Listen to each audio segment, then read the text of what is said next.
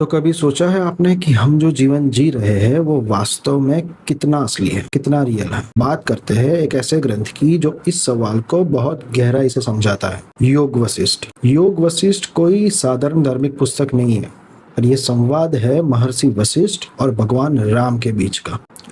भगवान राम एक समय बहुत ही गहरी मानसिक स्थिति में थे।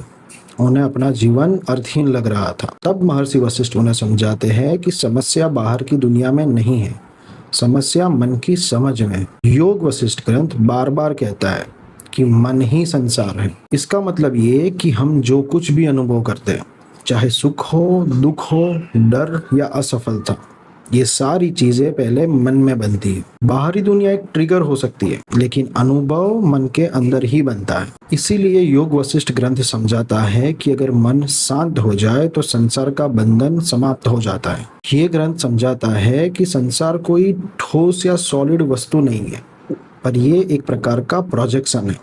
मानो जैसे सपना है। सपने में सब कुछ रियल लगता है, लेकिन जागने के बाद समझ आता है कि वह मन की ही रचना थी। योग वशिष्ठ ग्रंथ इसी उदाहरण से समझाता है कि जागृत जीवन भी मन से अलग नहीं होता। लेकिन इसका मतलब ये नहीं है कि दुनिया झूठी है और कोई भी चीज मायने नहीं रखती। पर इसका मतलब ये है कि हमारा अनुभव, हमारी प्रतिक्रिया, हमारा दुख, हमारा सुख, ये सब मन के कारण है। मतलब इस बात की सबसे आसान शब्दों में और प्रैक्टिकल सीख क्या है? अगर आप बाहर की परिस्थितियां बदलते रहेंगे तो समस्या खत्म नहीं होगी, पर अगर आप मन को समझ लेते हैं तो वही परिस्थितियां अलग अनुभव दे सकती है।